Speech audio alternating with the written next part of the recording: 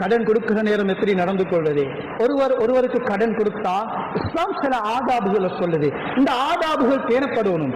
ஆதாபுகள் பேணப்பட இல்லைன்னா நம்பிக்கை இல்லாமல் போயிடும், நம்பிக்கைகள் உடைக்கப்படும், நட்புகள் இல்லாமல் போகும். எவ்வளவு நெருங்கிய நண்பனாக இருந்தாலும் கொடுக்கிற கடன் அது ஒரு கடிதம் எழுதப்பட்டு 2 சாட்சி வைக்கப்படும். இது குர்ஆன் சொல்லுது. இதா ததாயன்தும் பிதைன் இலா அஜலின் முஸம்மன் ஃபக்துபு வத்தஷஹீது ஷஹீதைன் மின் ரிஜாலிக்கும். குர்ஆன் பேசுது, 2 சாட்சியாளர் வைங்க, கடிதம் எழுதுங்க. கடன் கொடுத்ததற்கு ஆதாரம் இருக்கணும். நீங்க எவ்வளவு நெருங்கிய நண்பனுக்கு கொடுத்தாலும் பரவாயில்லை, நானுக்கு கொடுக்குறீங்க பரவாயில்லை, எழுதுங்க. ஏன்?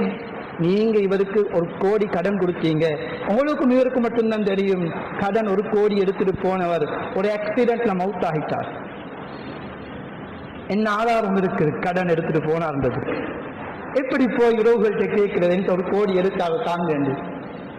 இஸ்லாம் சொல்லுது, கடனுக்கு கொடுத்தா எழுதுங்க, சாட்சி வைங்க. ரகசிய தொடர்பு அல்ல கடன் என்பது. கடன் என்பது இருவர் சாட்சியாளராக வைக்கப்பட்டு பெற வேண்டியது. அல்லாஹ்வின் நல்லடியார்களே, அதே நேரம் ஒரு மனிதன் கடனை திருப்பி ஒப்படைக்க முடியாத ஒரு இக்கட்டான நிலைமையில் இருக்கிறார். சில நேரம் லாஸ்ட், பிசினஸ் லாஸ்ட், வீட்டையும் வித்துட்டார், ஒன்றுமே இல்லை, ரோட்டுக்கு இறங்கி இருக்கிறாரு. இவர்கிட்ட போய் என்ன கடனத்தா கடனத்தா கடனத்தாண்டு கடனாளிகள் எல்லோரும் இவரை போய் சூழ்ந்தா இவர் நாட்டுக்கு ஓடிடுவார். அதுக்கு பிறகு யாருக்கும் அம்பைக்கம் கிடைக்காது. இஸ்லாம் சொல்லுது, எவ்வளவு அழகான வழிகாட்டல். ஒருவன் கஷ்டவாளியாக இருக்கிறானா அவனுக்கு கஷ்டம் நீங்கும் வரைக்கும் அவனுக்கு நேரம் கொடுங்க, அவகாசம் கொடுங்க, சம்பாதித்து தரட்டும். ஜபல் ரலியல்லாஹு அவங்க பிசினஸ் செஞ்சு லொஸ்ட் ஆயிட்டாங்க. ஹஜ்ரத் ஸல்லல்லாஹு அலைஹி வஸல்லம் அவங்களோட சொத்துக்கள் எல்லாத்தையும் எடுத்து வித்தாங்க. வித்து கடனாளிகளுக்கு கொடுத்தும் கடன் அடைக்க முடியல. கூப்பிட்டு சொன்னாங்க, இவ்வளவுதான் நீக்குது, எடுத்துட்டு போங்க, மீதமானது செய்ய வழி இல்லைன்னா. அவ்வளவுதான் தாரத்துக்கு அவர்கிட்ட இருக்குது. ஒருவர் வஸ்தாய் ரோட்டுக்கு இறங்கினா இவர் கடனை கொடுக்க தேவையில்லைன்றதல்ல, மௌத்துக்கு முன்னால கொடுக்கணும். ஆனா இவருக்கு கடனாளிகள் அவகாசம் கொடுக்கணும். இவர் சம்பாதிக்க அவகாசம் கொடுத்தா சம்பாதிச்சு கடனை மொல்ல மொல்ல தருவாரு. அவகாசம் கொடுக்க இல்லை, இவருடைய வீட்டை போய் தட்டி இவர் ஈக்குள்ள, இவருடைய வீட்டுல இவருடைய பிள்ளைகளை ஈக்குள்ள இப்படி கஷ்டப்படுத்தினா இவர் ஓடிடுவாரு. கடனும் இல்லை, ஒன்றும் இல்லை. அதனால இஸ்லாம் அழகான வழிகாட்டல் சொல்லுது. உண்மையிலே இவர் கஷ்டவாளி என்று விளங்குது, உண்மையிலே தந்து கொள்ள வழி இல்லை, உண்மையிலே எல்லோருக்கும் தெரியும்.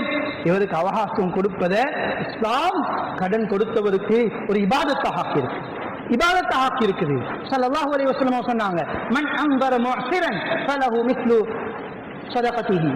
யார் ஒரு கஷ்டவாளிக்கு அவகாசம் கொடுப்பாரோ, கடனை தந்து கொள்ள ஏலாமிக்கிறாரு, அவகாசம் கொடுத்தா, ஒரு நாள் அவகாசம் கொடுத்தா அந்த பணத்தை முழுமையாக சதகா செஞ்ச நன்மை கிடைக்கும்.